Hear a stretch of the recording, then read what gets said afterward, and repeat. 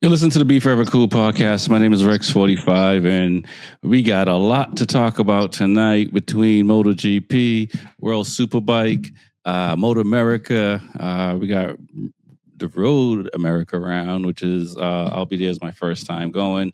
Looking forward to it. But before we jump into it, I like always want to thank the subscribers, the folks that are following us, the folks that are commenting, trying to keep us on our toes. Definitely go to the website. We do have some new cool merch, Be Forever Cool t-shirts. So, you know, go to the website, beforevercool.com, however you want to spell it. And get yourself a t-shirt. We got them in black. We got them in blue. And they're really nice. I got to say, I like them. Go to our Patreon website site as well and become a member. It's going to give you access to some cool behind the scenes stuff. Might get a chance to come on the show and, talk your ish. We want to thank the affiliates. Pirelli Tire, Pirelli in Florida specifically, Mark 10 Motorsport. Definitely check them out. Mention Be Forever Cool. Mention Rexy 45. And good things happen. Same thing with Woodcraft. If you're racing, if you're doing track days, you need clip-ons. You need rear sets, adjustable with all different heights and size. So some like it wide, some like it narrow. Go to Woodcraft. Mention Rexy and get hooked up. Let's get into it. We got a lot of things going on. The Knicks are playing in the NBA Finals, so there's a lot. This is happening this year. Welcome to the show, Harry. Oh man, how you doing tonight? Rex, Looks good, man. what's up, brother Rex? How you doing, man? Glad to be back on the show, brother. Man, I'm glad to have you. I'm still doing some housekeeping. Don't pay me no mind. How you doing tonight, man? What's been good? Man, I'm doing good, man. One of my brothers. We coming back from Oklahoma. He just picked up his 26 BMW SK, and we just headed back to Texas right now from Oklahoma. So just that's why you see me. I know you can see the road and see the clouds in the background. So that's why I'm here though. I'm here. I'm mobile. I'm ready. That's what's up, man. That's what we like, man. I really appreciate it, and taking the time out to come on, man. To do what we love to do, which we love to ride motorcycles more than we like to talk about them. Oh, But absolutely. it is the next best thing. And somebody was asking me this the other day. It must be really exciting to go to the racetrack and check out these things. I'm like, it would be nice if I was the one on the bike. I know, right? It's like it's a crazy marriage. It's a crazy marriage between talking about it and actually doing it, actually riding motorcycle. But it's all in fun. It comes with the love of being, motorsports, especially motorcycle. Yeah, for sure. Motorcycle racing. Yeah, I think so. I mean, like all of us, we can talk sports and talk a lot of things. But I think you can't, you could be a fair weather fan, I think, for like other sports, but motorcycle and car racing and stuff like that, or I would even say cycling. They're not really niches, but they're kind of like you're in it, you know what I'm saying, or your family members in it, you know what I'm saying. It's like one of those things was like man versus machine. Like it's like the closest thing where a human being become one with the machine. Like it's just one of those things that's so exhilarating, especially like when you actually get the opportunity to actually do it. It's next level. Like it's no feeling like it. I completely agree, and that's why we do it, and that's why we're here and talking about it, and spreading the love. So let's get into it, man. We weren't able to connect last week. You saw what happened at Road Atlanta. So let's talk about the super sport class and the superbike class, and let's hear your take on what you thought of the race weekend last week. Man, I was impressed, man. Like, just watching Josh Herring, watching Bender, watching Kayla. And it made me feel so good about what I said earlier about Kayla, that she needs to get a little more grit to what she's doing on the Saturday and Sunday races. And right. she proved that she has it in her. Like I feel like she heard me. I feel like she heard me. I feel like she was watching the Be Forever Cool podcast. But Ariel, I took your advice. Let me go battle like I need to. But in Yeah. all actuality, I'm just joking. But man, I was, it was good to see her like take that next step. And like it seemed like, I'm a big Kobe fan. It seemed like she really embodied the Mamba mentality Saturday, just attacking Josh, attacking Brad. I mean, not Brad Bender, but Bender. Darren Bender. She took it to him, and she wasn't afraid of those guys. And I think if she keeps this up, man, she has the opportunity to win. She's had the opportunity to be, win a championship. She has a strong case for it this year. Yeah, I agree. I agree with that. You know what I'm saying? I wouldn't have agreed with that at the beginning of the season. In all fairness, I would have said like she needs more time. But after seeing her in person, seeing her at Daytona, seeing her, and then Barbara, yeah, she means business, and she's only 18. Man, that's crazy. You know what I mean? So yeah, just as. Go ahead.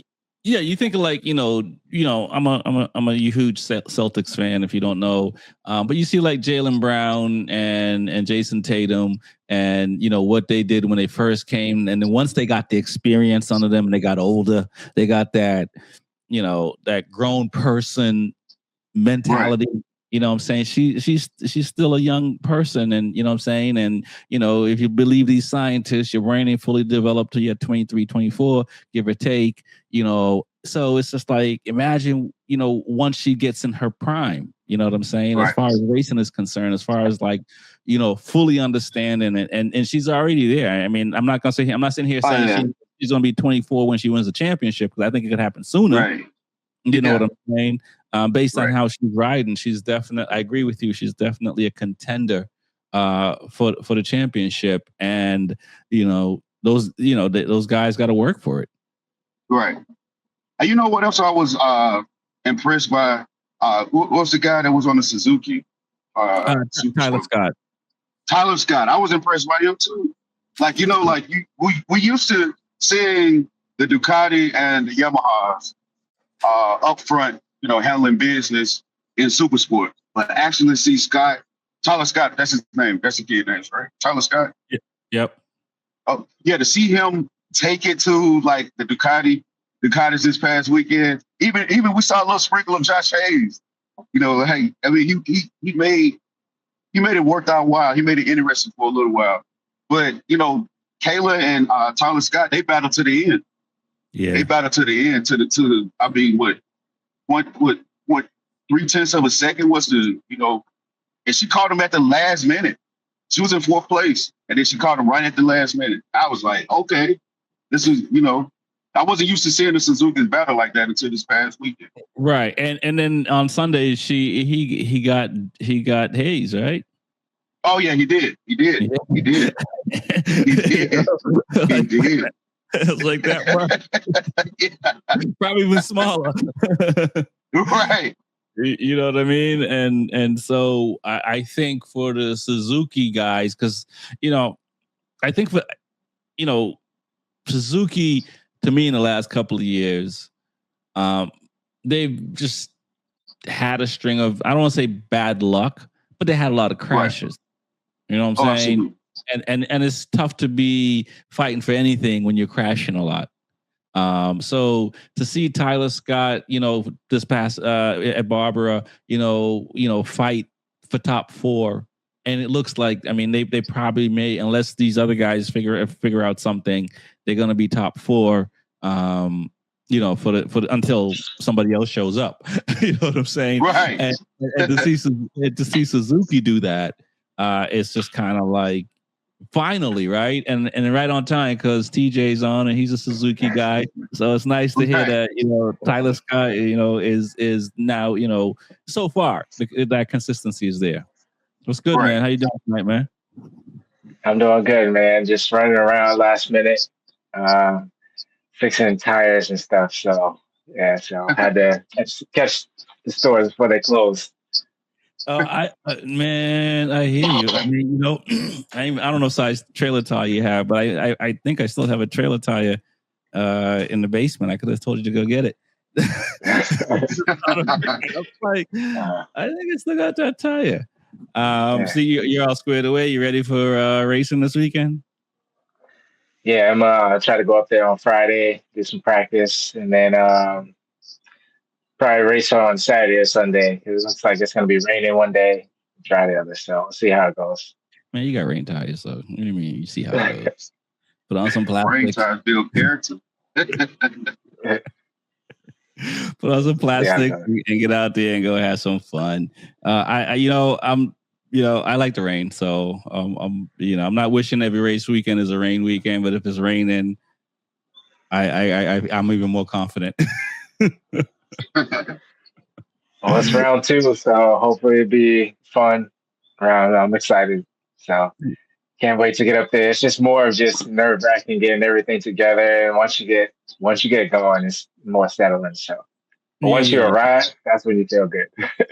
No doubt, and especially, I mean, like me for last year, I didn't race a lot last year, and going back this year, it's like, it's not the same when you're like always going to the track. There's a lot of things that just autopilot. I think you're more kind of like, am I missing this? Am I missing that? Like, this is right, this is that, and all these things and stuff like that, which is it's kind of weird because I didn't think it would be like that after going to the track for a while. But it's kind of like once you take time off, it's not like taking time off from basketball. You just go pick up a basketball and go to a hoop, shoot around. This is like, all right, you got to talk yourself on the ledge. That's what's up, man. So yeah, Loudon, I'm looking forward to hearing what's happening. I'll probably be, I am going to be at the classic round, so I'll be up there for that. So I'm looking forward to it. If unfortunately I can trailer my bike up, and you never know, but it's 2 days up, 2 days back. So I'm counting my days. But let's talk about this weekend. Let's move, before I move on. I mean, Harry, is there anything else you want to talk about from Road Atlanta that you didn't get off your chest? Oh no. Yeah, that's what's up. Because we chopped it up a bit. Yeah, man. So this weekend, even before this weekend, there's a lot of craziness and all that stuff. So we got Road America happening for MotoAmerica this weekend. Championships are crazy. I think all around the hooligan class, all the classes. Nathan Betancourt is riding really nice. I don't think he's going to be there this weekend because I think he's overseas this weekend at Aragon in World Superbike. That's going on this weekend as well. So we got World Superbike happening. We got MotoAmerica happening. We got MotoGP happening. I don't know why this keeps happening on the calendar. On one hand, I love it. But it's like 24-hour consumption. Yeah, I'll tell you, especially on the Sunday races, this feel like the church revival starting at 3:00 in the morning. And that's the thing. It's like for me, I like waking up and watching it in real time. And I've been doing it so long. I've been getting up whatever time it's on. I've been getting up and watching. You know what I'm saying? Okay. So it's really hard. I can't even turn it off now. Like it's just like, okay, 3 a.m. All right, I'm up. Let's go. Like I don't even need to set an alarm clock. I know. It's like I already have everything. I'll have everything ready for the race. Yep, exactly. My problem is like all these races and on this weekend, we all flip through social media. So It's just like you got to flip through blind sometimes, or you can't even look at it.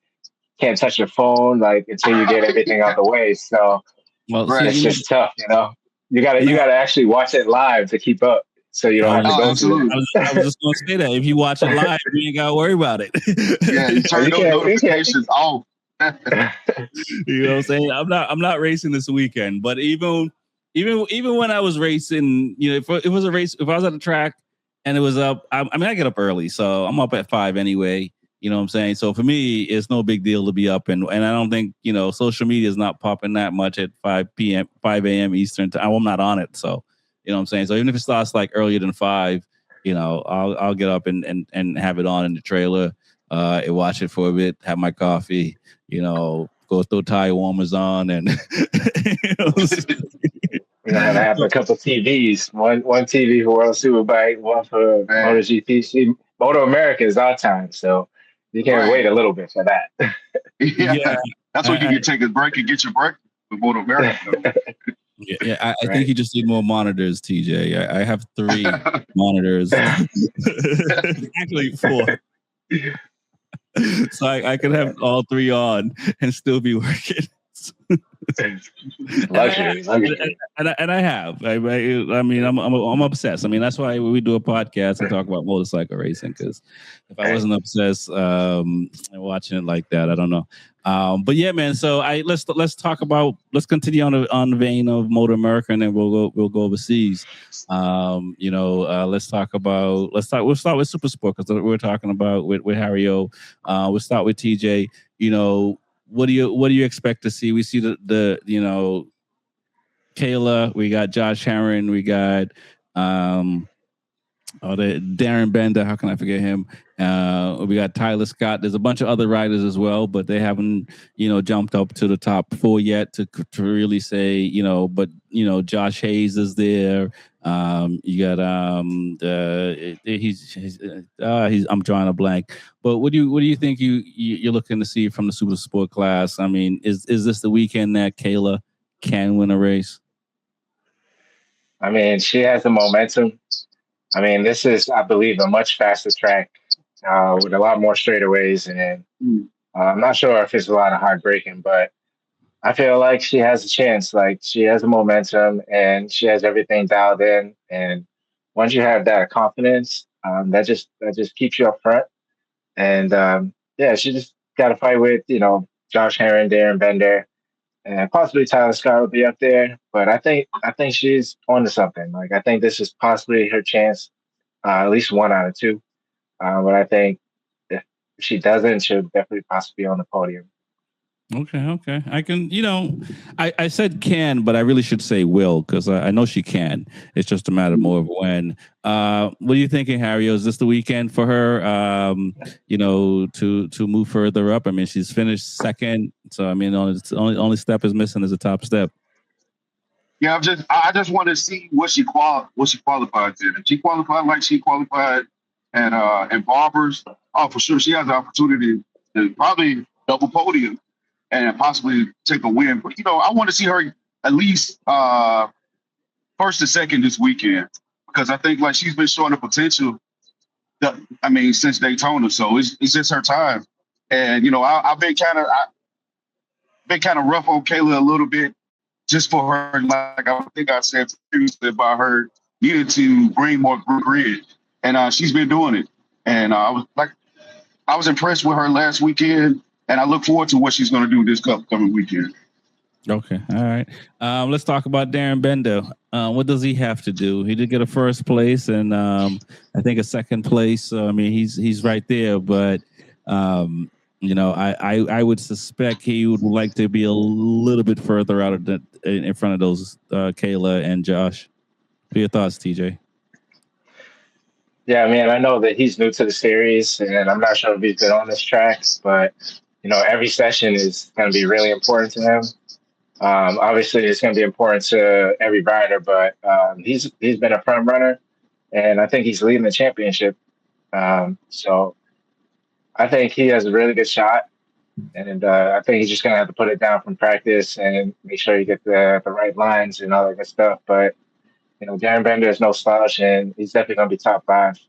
Okay, all right. Let's continue on. What about Tyler Scott and Josh Herron? I mean, I think at at the beginning of the season, we're saying it's for Herons to lose. Where do you think he's at with what's going on so far with three rounds in? First of all, for Tyler Scott, I think he's really due for a win as well. We want to see that Suzuki finally hit the podium, and he's just a solid rider. He's very easy to coach, as you can see. So I'm hoping that he could be up there too. Josh Herron is just an old vet. He knows these tracks, and he knows the game. So he knows when to push, when not to push. It's all about where he gets his position. So obviously qualifying is going to be important for him. So as long as you can get in the top 2 or 3 rows, I'm sure he's fine. He knows how to manage races, and he knows how to, dive bomb people into corners. So he can gain positions. So as long as he's up front, like he knows the track. So Okay. it's all about it. The pace. If the pace is really fast, sometimes you just might not have it, or depending on the weather as well. So. Got you. Harry, are you back with us, man? Yeah, I'm good to go. That's what's up, man. What are your thoughts on? I think I don't remember if I asked you about Bender, but we were talking about Bender, and I think we were having audio difficulties at that moment. What are your thoughts on Bender and what he needs to do to this weekend? He don't need to play those psychological games that Josh Herring bringing to the table, because Josh Herring is really bringing it to him, and he's not allowing him to like really, get past and like lead the pack. Seems like every time that Bender will get up front, there comes Josh Herring some kind of way on his tail trying to cause some friction with him. But if he could just not get in the mix with Josh, because Josh know every course in MotoAmerica to the T. He's a champion. And so like if he cannot mess around with Josh, then he'll be okay. As long as he keep messing around with Josh is going to eat him up every time. Yeah, man. I think so. I mean, I think Josh has that experience on him, so hopefully he's listening like Kayla's listening and taking notes. Let's talk about Tyler Scott and Herring. What does Herring got to do, and what does Scott got to do, man? Harry-o. You talk what Herring has to do? Yeah. Okay. So I'm a big Josh Herring fan. So like, I still, even though Kayla's the rising star, it's Josh Herring. Josh Herring has one of, after Ben Speeds, Josh Herring has one of the best riding, riding styles that I've seen other than Ben Speeds. And he's a proven winner. And I just think like if he can just, manage his tires good enough, it's his to lose because he has the talent. He's a proven champion. And I still strongly feel that it's Josh Herring championship to lose in super sport. But Tyler Scott, he's the dark horse of super sport. Nobody's really been checking for the Suzuki. I don't know for how long, like since Tony Elias was in Superbike. And now it seemed like, with Tyler Scott doing what he's been doing so far with super sport, now Suzuki has an opportunity to cause some friction with the top 3 guys. And I really want him to continue to the more exposure that Suzuki gets, the more fans. But I think it's more Gixxer fans than anything in the U.S. So the more we see Tyler Scott be successful, the more fans will be more, they'll be more inclined to those fans will be more inclined to come to MotoAmerica and support Tyler Scott. So he's been doing a good job so far, and I hope he continues, and hope he'll be able to get a podium sometime this weekend or in the not so distant future. Right. Yeah, I agree with you. There are a lot of Gixxer fans for sure out there, and he's ridden well at times, but overall to win a championship, it hasn't been able to put it together. And but they're right there, so it's gonna be interesting to see. Let's talk about the Superbike class. We got Cambobier on a Ducati now. Sounds like they didn't get the bike, in enough time to really get it set up properly for from the beginning of the season until now. You got Sean Dillon Kelly on the BMW. You got the 2 Yamaha boys. What do you expect to see TJ from this weekend over the in the Superbike class? I know you can't go out and slow a rider down, but they got to find a way to slow Schultz down, because he's right out the gate. He's just gone, and like his pace is just so fast. But Sean Dillon Kelly's been impressive, especially with the BMW. I know Cam Bowie won on it last year. Right at the last round, but To be in second place right now is pretty good to see. And definitely want to see the Yamahas like JD Beach and Bobby Fong jump up a little bit. But for this weekend, I'm hoping to see the Yamaha boys get on top, finally get it together a little bit. I want to see Bobby Fong finally get back on the steps. And I know JD Beach fights really hard, so he's going to do whatever it takes. But it's just hopefully Matthew doesn't, get away from these guys. Right. What are your thoughts, Harry, man? In Superbike, even though Cam Bouvier had his issues, I thought that he was going to be able to do more than what he's been doing. And I thought coming into this year, because, like Sean Dillon Kelly and along with Cam Bouvier, they own new machines. And I still stand by this. I still feel like it's Bobby Fong. Bobby Fong, to me, should be the one that pull it off in the end, because he has he's the only person on the grid so far with the most experience on the same motorcycle other than him and JD Beach. But man, Matthew Schultz, man, I don't know what is going on, man.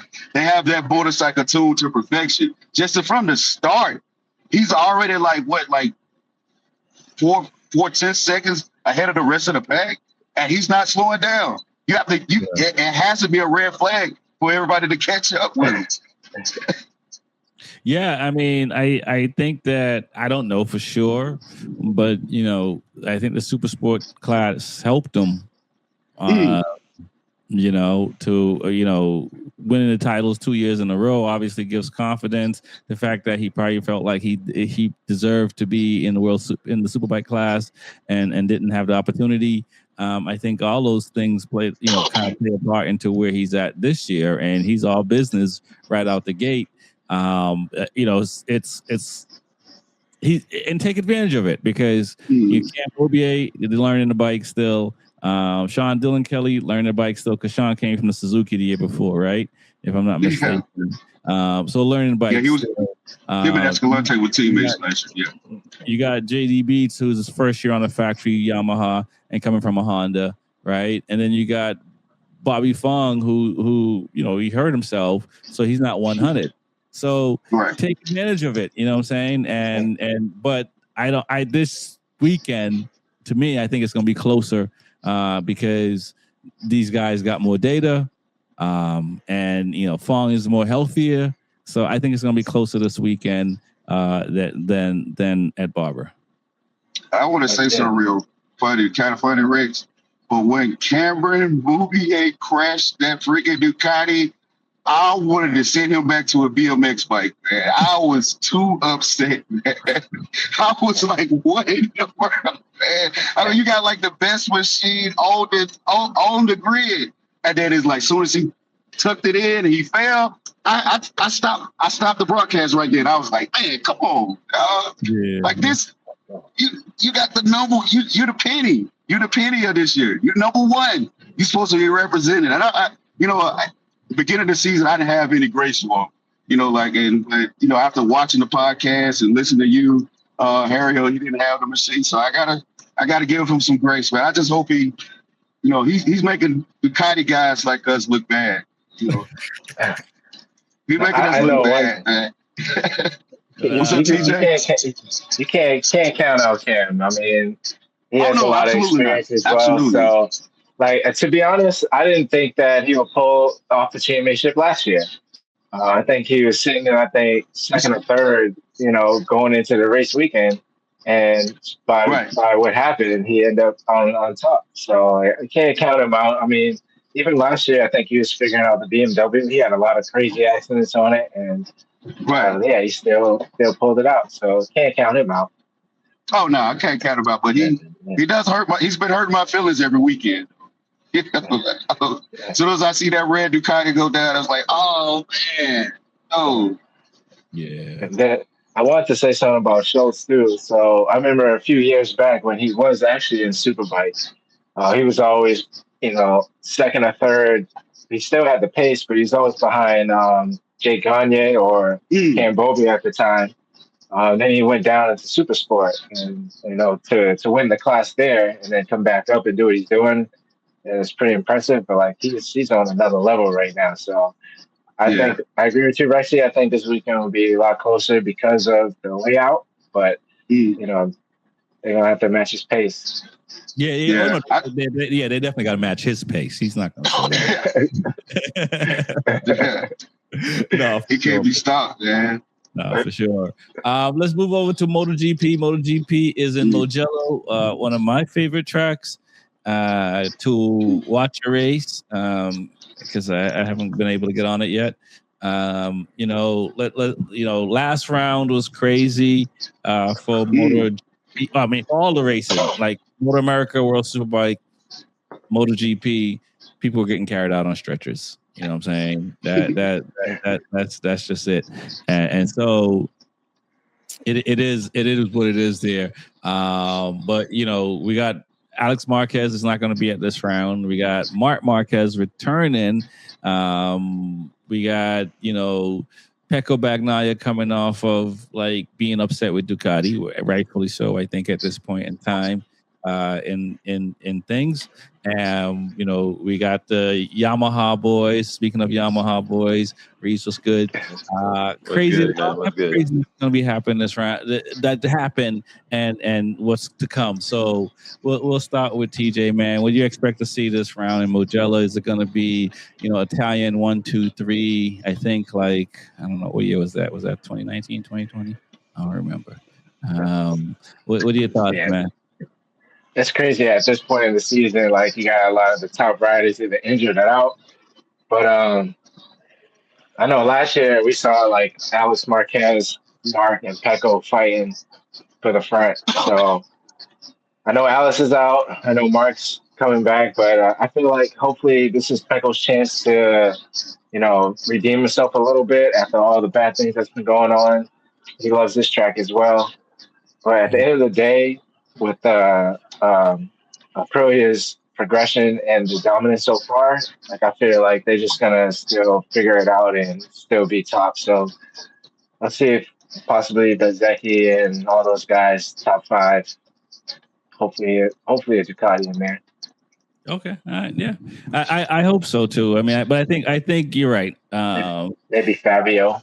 There you go. They just call you Digi. Yeah. No doubt. Yeah. Harry, what are your thoughts, man? What do you expect to see? And who do you think is going to dominate? I think Digi's going to pull it off. I think just something about the last MotoGP race where like Bez wasn't really in top form, and that debacle that Martin had with Trackhouse. Yeah, with Raul Fernandez. I don't know if they're sweet.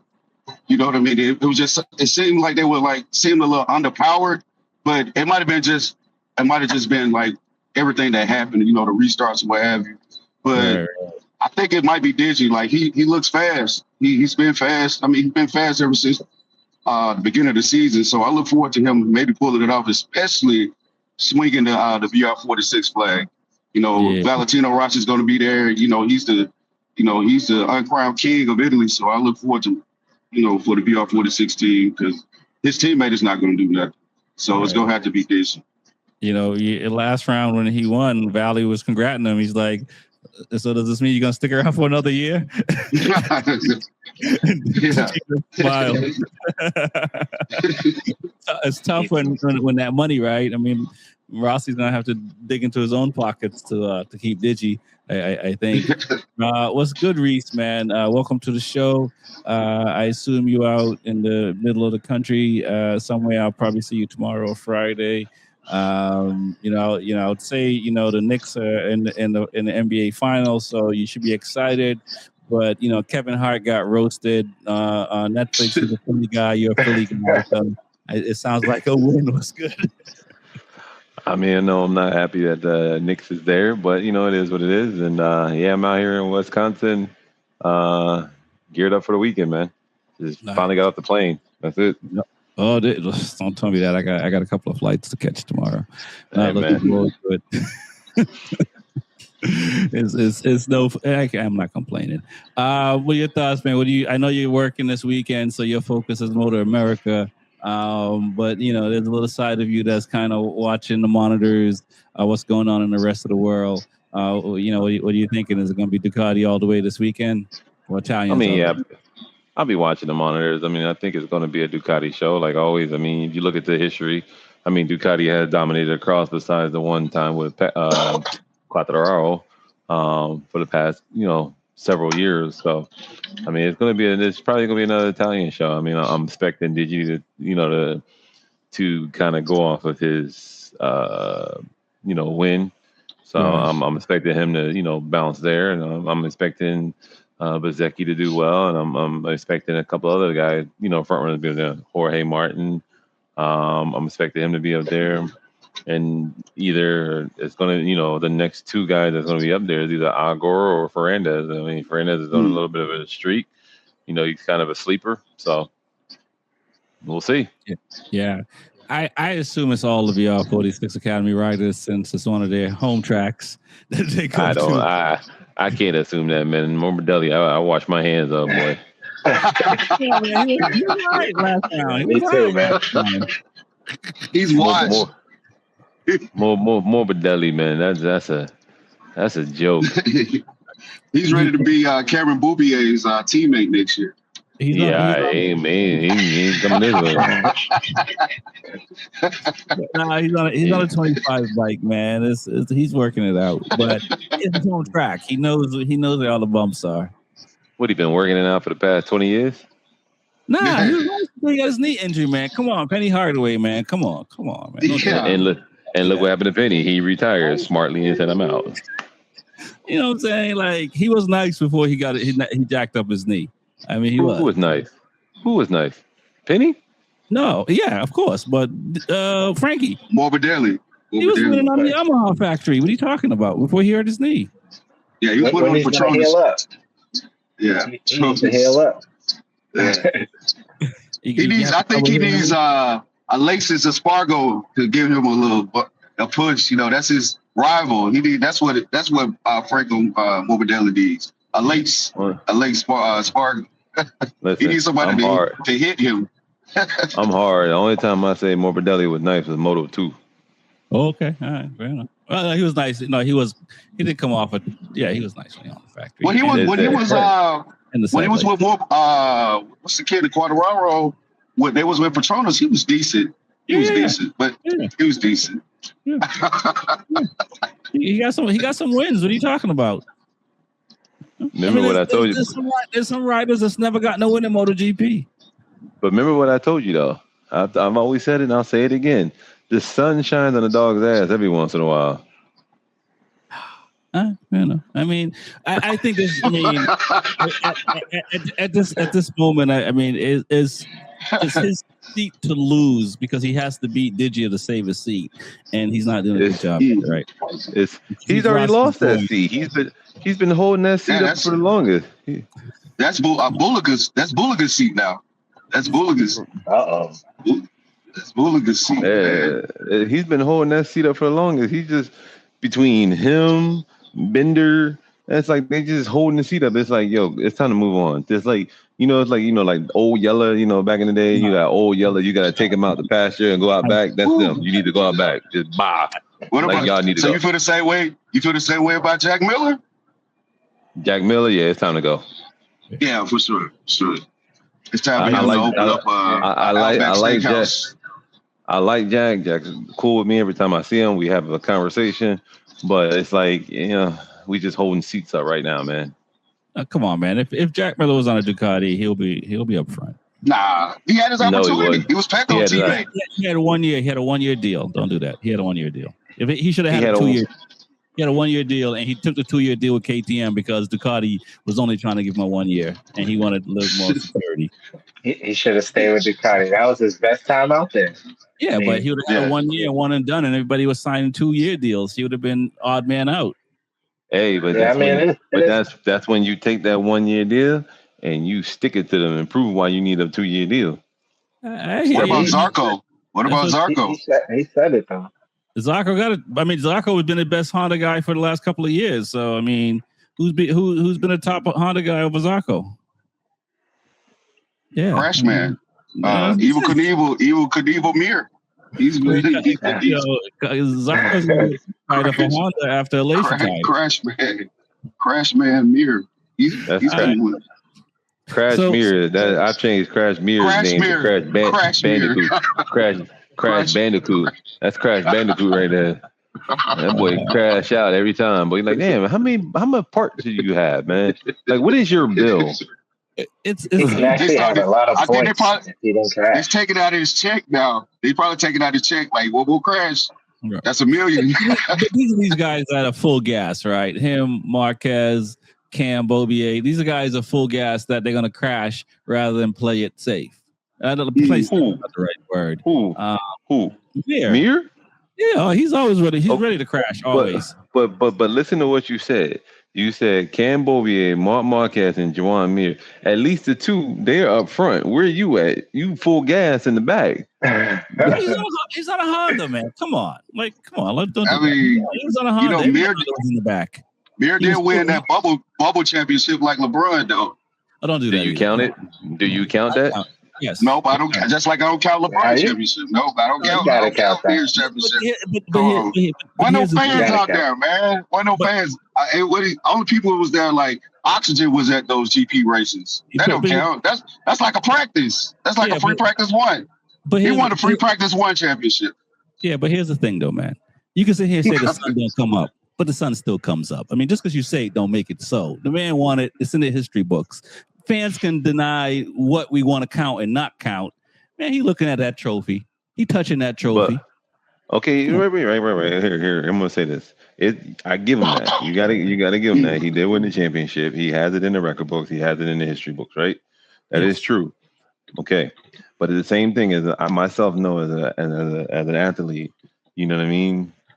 Can you perform that way when you under those bright lights? You know what? I digress. You know what? I digress on Mir because he was on the Suzuki, and then that was it, right? Yeah, I gotta ease up, man. I gotta ease up. Yeah, he did switch manufacturers. He was really good on that. As soon as he hit that, Renz was better. Trouble. Renz was better. Renz was the better rider. Renz jacked himself up, but Renz was definitely better on the Suzuki. But absolutely, he was hurt. I mean, that's Renz's. Unfortunately, that's that's Renz. I mean, Renz. Look, man. I mean, the people that get it, they get it. How they got there, it is what it is.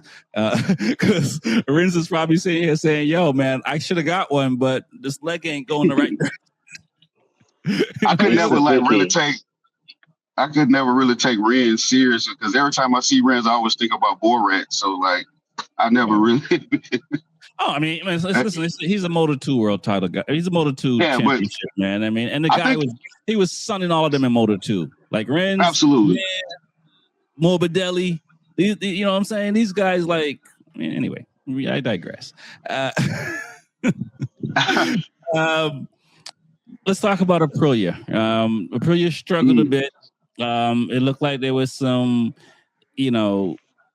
let everybody ride and there's no order or anything like that. And it kind of came out. We saw it with Martin and we saw it with Raul.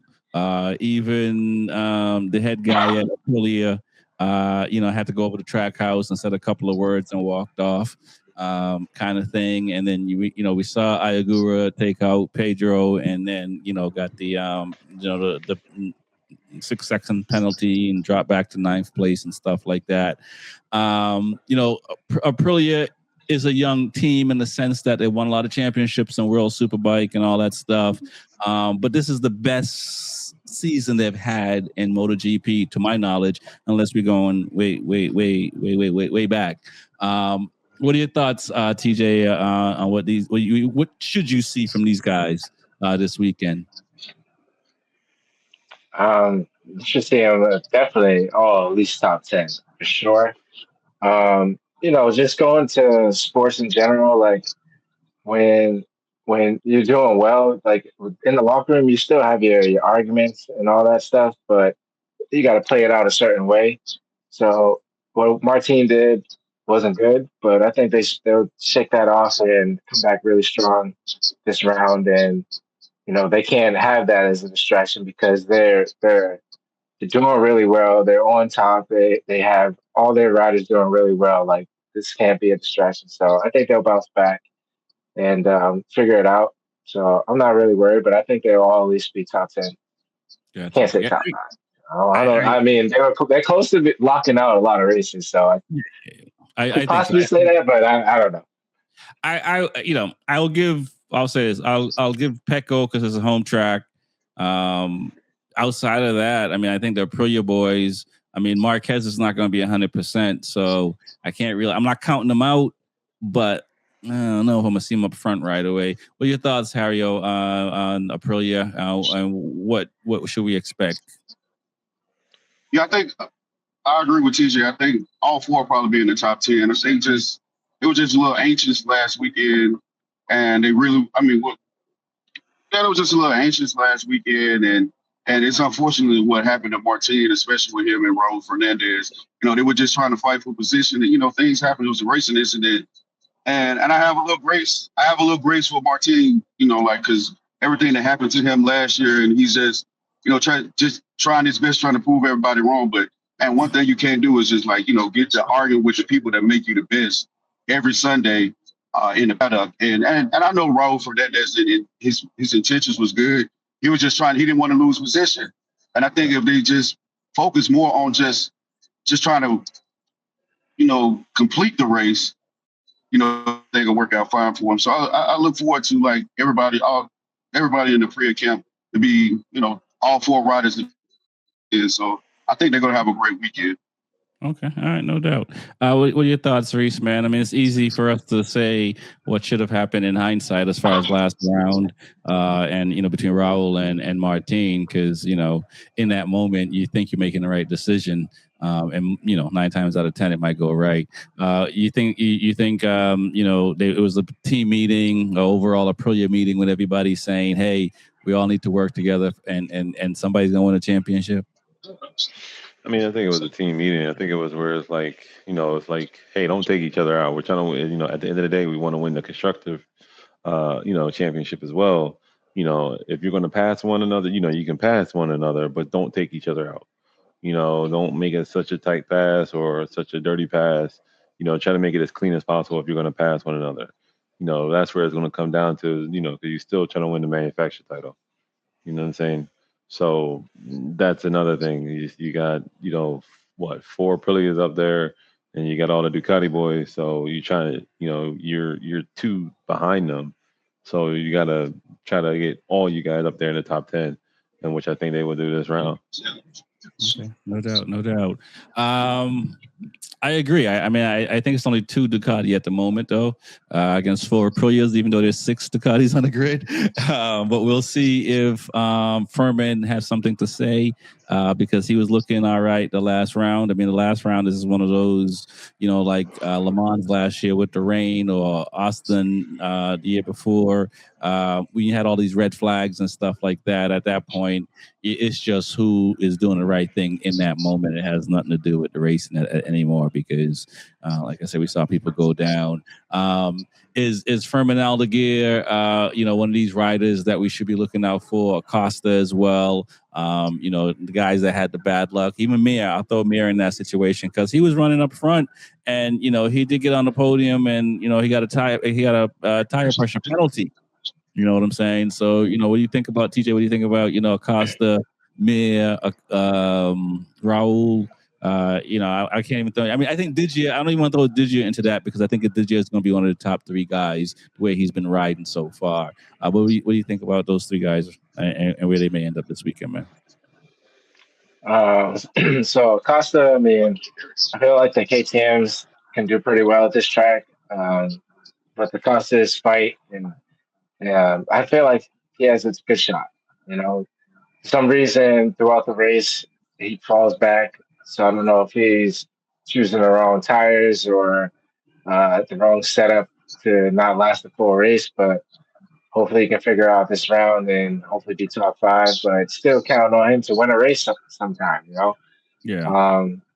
But as far as Mir, probably definitely crashed out last year in this race. So hoping that he could probably You know, I mean, he's been riding really well. He's just got to finish, and he can probably pull out a lot of points if he do that. So, Yeah. it's good to see what the Hondas can probably do this round. But hopefully, Mir can step it up a little bit. And who was the third person you said? Raul, yeah. I mean, he's in and out. I mean, the pros are doing well, so I feel like you see Igor more than Raul, but I'm just hoping that from how he's been riding, like especially last round, that he can just stay up front. Just got to get that good start. Yeah, no, I agree. It's gonna be interesting to see. We thought Sario, man, on Raul, Furman, and Mir. I mean, I could throw Zarco in there too, but Mir. I mean, I think Mir got on the podium, and unfortunately, it got taken away. Yeah, this upcoming weekend, Furman, he's a late lap person, so like he might can pick up the pace a little bit earlier, especially with him having that injury from the beginning of the season, and maybe he could just make some progress. But Furman, not Furman, Mir. Mir. I don't know. I don't know if Mir can make it past 10 laps, and then he's good in my book.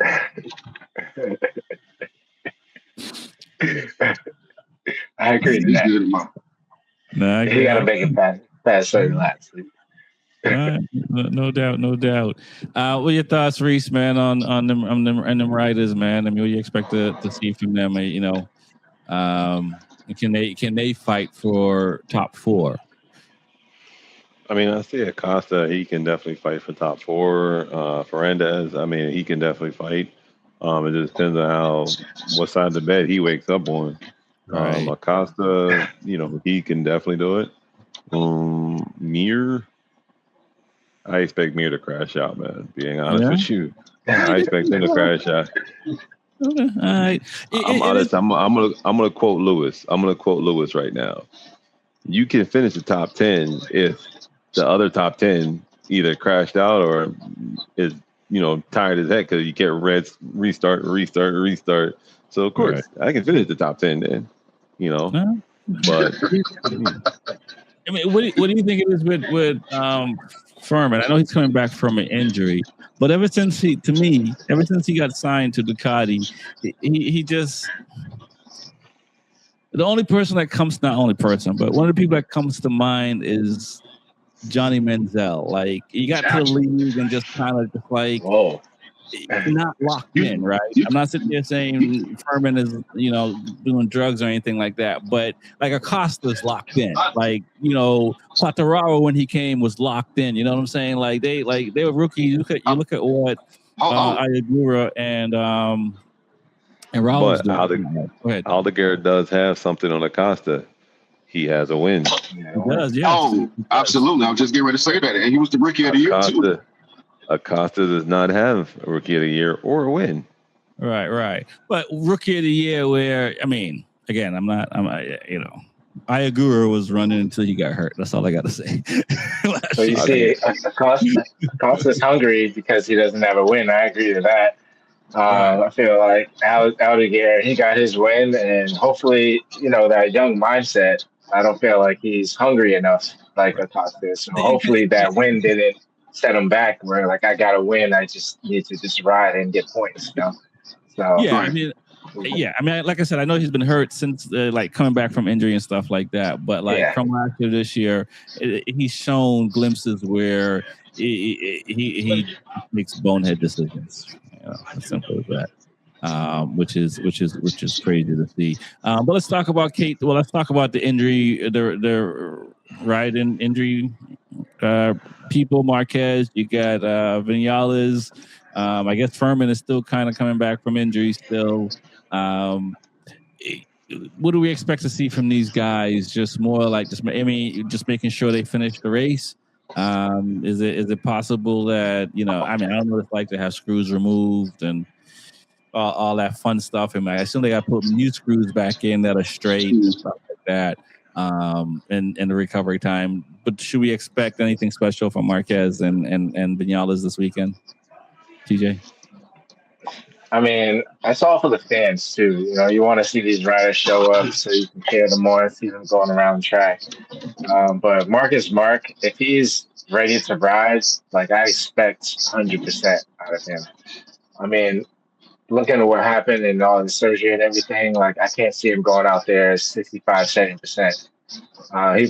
He'll probably wait another round. So if he's ready to ride, I feel like he'll be good to go. But you know, once you miss some time, you're a little off pace. So it probably won't be up front, but you know, he'll still be smart.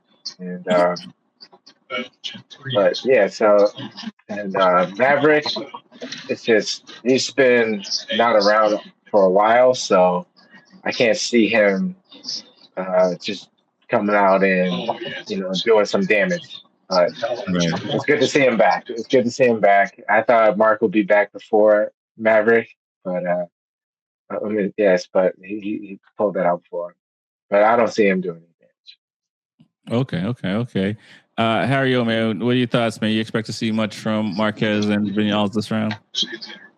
Oh, absolutely. You know, if Mark is a threat, long as he's on the grid. So everybody knows what he brings to the table. Even at 75%, he's still going to cause some a ruckus for at least 6 to 10. I don't expect him to be like in the top 5, but you know, like with his skill and talent, I foresee him possibly, you know, causing some issues for personnel, the riders in 6 to 10. Maverick, I don't know. Maverick is up in the air. I don't know like what he still has in the tank. You know, after I seen Jorge Lorenzo kind of leave him hanging and to work with somebody in Moto, I just don't know what he's going to do. And you know, he has the talent, and I just don't know what he's going to do. Like, you know, it just depends on how his recovery, how he. Right. No, I agree. I don't know what's going on with Maverick. You know, as far as Lorenzo, it's kind of weird, and we made fun a little bit because after he disappeared once the season started and stuff like that. Reese, man, what are your thoughts, man, on Mark and Vinales and riding wounded? I mean, Mark is still a problem. Mark is always going to be a problem, even like he said, you know, at 75%. But you know, we never know what he's coming back as, and they already said it. Once Mark comes back and he's at 100%, it's danger for everybody. That's danger territory. You know, he is the last dying breed of the aliens. You know what I mean? So once he comes back, that's the problem. So I mean, at this point in time, we don't know what he's going to be like. We don't know his health. So he's still a problem for the top 10. Will he be the front runner? That's how he feels. With Vinales, I mean, be honest with you, I lost faith in Vinales since back in Yamaha days. Wow. It's one race. That's a long time ago. I checked him off the box a long time ago. Did you have faith? Did you have faith with him when he was Batman at Coda? Did you think he was going? I had faith when he started doing well, and then it was just like every time you turn around, as soon as you say yeah he's going to do well, he falls off. Then he comes back like 3 rounds later. Then next thing you know, he falls off again and disappears. It's like it's too much of the keyword inconsistency with him. Yeah, but that was the bike, man. Come on, don't do that. That was the bike. They had mad clutch issues. Aprilia, like last year and this year is the best like starts they've been having since they became back in MotoGP, man. Don't do that. So you telling me every year it was a bike with him? No, I mean he won on. Listen, man, he's won on like 3 manufacturers. They took the win away on the KTM, so that doesn't count. But it goes back to what I said though. It was a good, a stretch of bad, good, a stretch of bad. It was inconsistent. Yeah, but when it was bad, Yamaha was also bad. Hold up. We won. Yeah, I'm about to say like because when he was Valley's teammate, he was rider number 1 and he was bringing it to Mark. He was.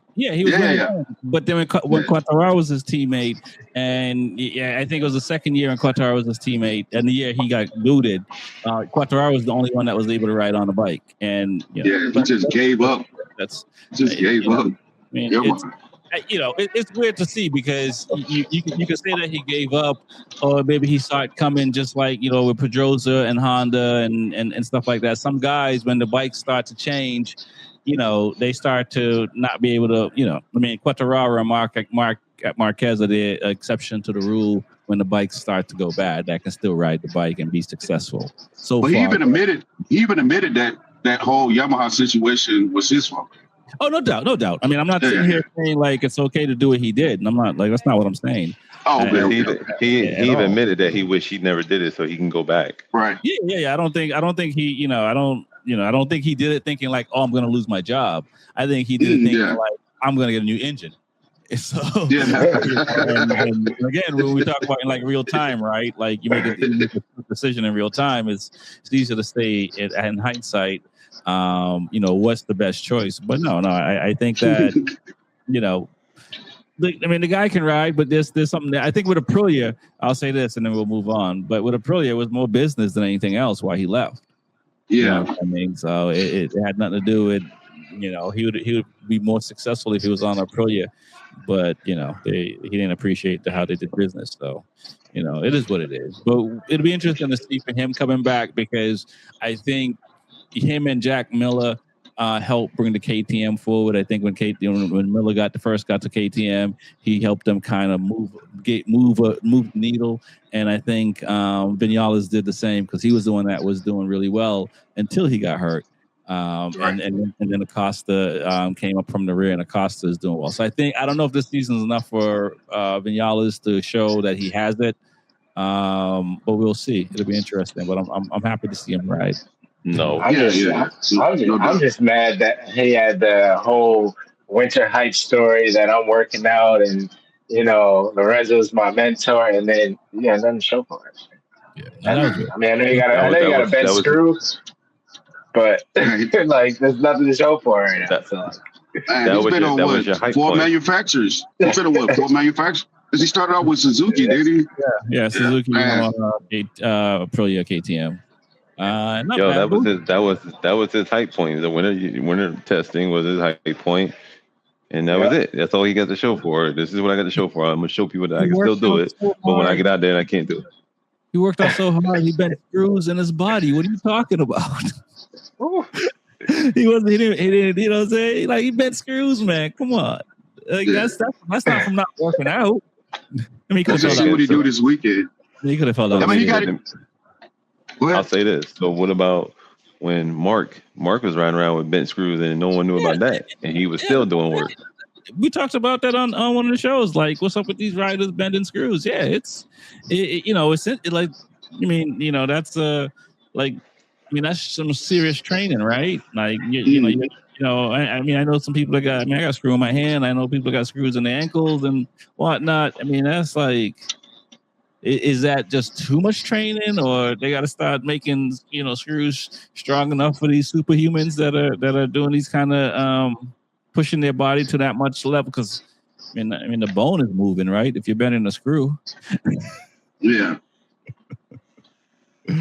So it's like, the rehabilitation. Yeah. I mean, and let's talk about that, because like Mark is coming back pretty early, right? I mean, is it, is he coming back too soon? You know what I mean? It's really like, I mean, let's say this. Let me ask this. And we'll go around the table and then figure out why. Can Marquez win a title this year still? I mean, obviously, if he comes back and win every race, he can. But can Marquez win a title this year still? He's Mark. I think it's always a possibility, and I think the timing of him coming back now is probably the most important to reach that goal. If the championship is in the talks, so. If he didn't think he was going to win a championship, I don't think that he probably would have rushed it and came back so soon. I mean, probably is healing really well, but I think it's a possibility. I mean, you never know. It's smart. He reads the rule book, like Lewis always says. He knows the rule book, And, if these Aprilia boys make these simple mistakes that they shouldn't do, he can sneak back up in there. And, if it gets late in the season, that's when everyone gets a little nervous and a little tense on things can't make a mistake. And he's the best guy for that. Right. But Mark's been making mistakes too. Yes. Man, what are your thoughts, man? You agree with TJ? You honestly think he can win it coming back? No, I don't think so. Not this year. Like, I mean, I don't know that crash. That last crash he had was just a little too much for me. I think honestly, I think he's coming back to see what he has in the tank before the summer break. And I still stand by this. I think like after the summer break, I think Mark is going to announce his retirement. I don't think he wants to stay around and try to see what 2027 is going to bring. Because that's like almost him starting all the way back from the beginning. With him being who he is, I think like this is his last season, and I think he's just waiting for the opportunity to announce it. I think it's over for him because you got to understand, like Mark has been like he's been here since when Valley and the legends, the last bit of the legends was still here, and I don't think he's gonna have. I don't think he wants to start all the way back over again with the 850cc motorcycle. I think this is it. I think this is last year. And right after the summer break, I think he's going to say, hey, I'm done. I gave it my all. And, I won my championship last year. I had my Tiger Woods, Michael Jordan comeback year. And this is it. Okay. All right. Reese, what are you saying, man? You heard TJ. You heard Harry O. I give it a 50-50. You know what I mean? I give it a yes and a no. Can he win it? Yeah. Can he win it? No. I mean, he is far down in points, but you still there's still a hell of a lot of racing left between the full race, Sunday's race, and the sprint. So there's still a lot of points up for grabs. And if like TJ said, the Aprilia boys keep making the same mistakes where, Jorge's crashing out on the sprint race or crashing out in the full race, or Piasecki can't get his stuff together and put it together in the full race and end up back there under top 5 or however it may be. Yeah, I mean, you can pogo over those guys real quick, especially if you're starting to win or you're top 3 and, if you're consistently on that podium, So in that sense, yes, I think he can win. Do I think he can win as he sits right now? We don't know where he's going to come back as health-wise. You know what I mean? Like they say, he can come back healthy, but he can come back still not healthy. And he can after the summer break, hey, I'm just going to retire. He can be at that point. Yeah. I mean, this is the year he's talking about retiring, bringing it up or not being injured. And then he got injured. And I don't know how much, I think anything that comes out of that you hear about MotoGP is true today because it seems like they can't hold water for nothing. But it sounds like he's trying to get a clause in his contract to not be fined if he does retire early from Ducati. With these kind of talks, is it more just, the rumor mill, we all looking for something to talk about? The guy looks different. When you see him now, he doesn't. I never raced against him, so I don't know. But like as a fan, you'll see him in press conference, and you're scared. You're like, he's just gonna beat everybody. But he looks different now. He looks, more human. Right. It was just like, I didn't notice. I know what look you're talking about because when he had to give up that spot to Acosta, what was that, the Thailand sprint? It was like Marquez. Why do I have to? I think he's really like not all the way mentally checked out, but I think he knows the end is here. Yeah. We're talking about Mark here. Mark has always been a front runner.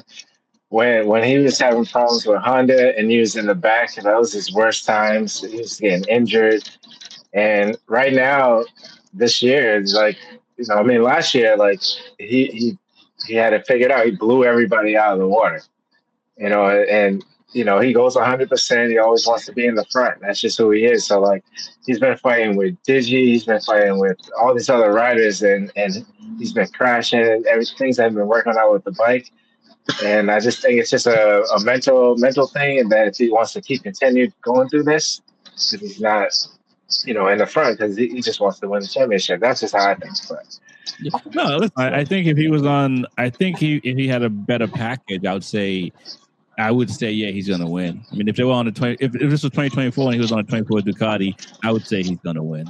But the Ducati's not the best bike on the grid, and it's spitting all of them off except for Digia at the moment. So it's not just like, am I healthy? It's also, is this package gonna take me through the year and not go under the knife again? I mean, I saw a video or a clip of him and all the different surgeries he's had or injuries he's had. I mean, he's like the fall guy, a $6 million man. He's probably more than $6 million by today's standard. There's a lot of money to put him back together.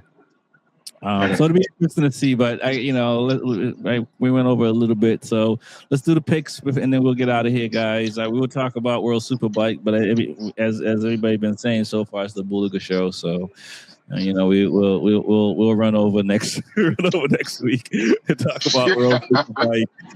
Shout out to Nathan Betancourt, man. Go over there and kick some butt, man. I like what you're doing. Let's go. All right, let's go around the horn. You need some time, TJ? Should we go with Harry O? You already know he's gonna pick this weekend. I mean, yeah, I can go first. I would say for the sprint, I want to say Pecco, Martin, and Pecco, Martin, and let's say Bezzecchi. And then for the GP, I want to say Digi. Are you saying in order, or we're just saying the three names? Just saying. Let's get points. So Digi. I want to say Jorge Martin and Bezzecchi. Okay, all right, that's not bad. I like them. What are your thoughts, Hario? For the sprint, I got Acosta, Bez, and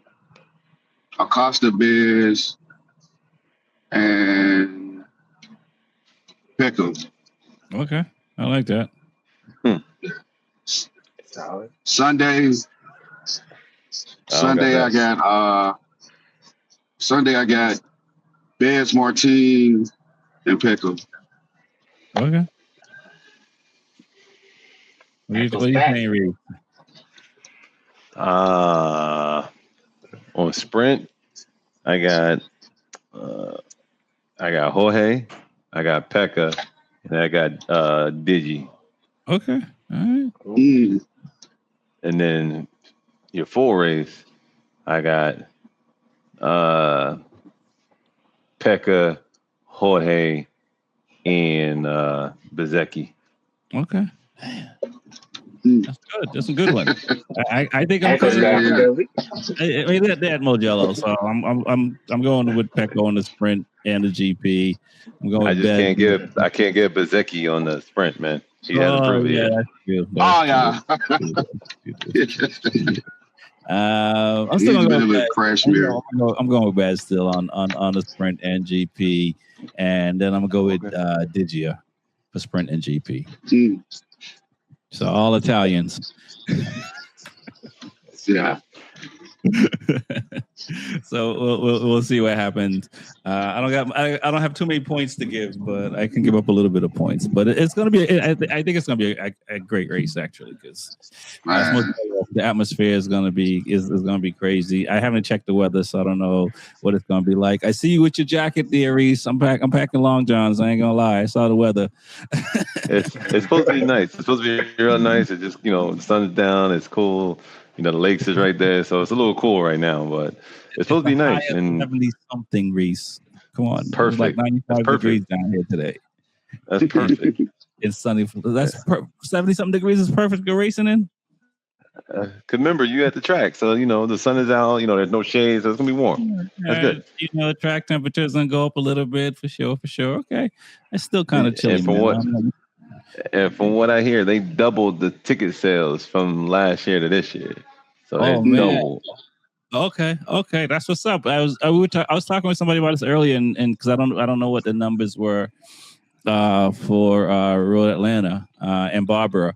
But like I was saying, like I was telling them, I was like, this is my first year going. So from what I can tell, it's been a great turnout. But the fact that Road America doubled from last year, man, it's gonna be insane. So it's gonna be crazy here. It's gonna be crazy here this weekend. All right, I land tomorrow night, so you probably see me Friday morning. Okay, yeah, you don't peer up into the morning time. Yeah, man, like, come on, man. I'm not racing. You found that out? If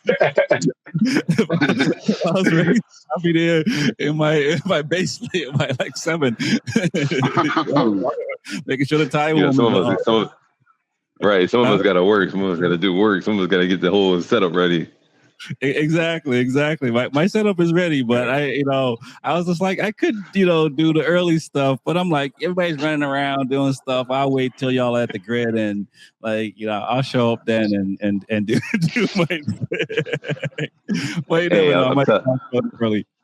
I'm telling y'all right now, I'll see him around like right before lunchtime. That's when he'll show up, right before lunch. Yep. Watching MotoGP, making breakfast, Yeah.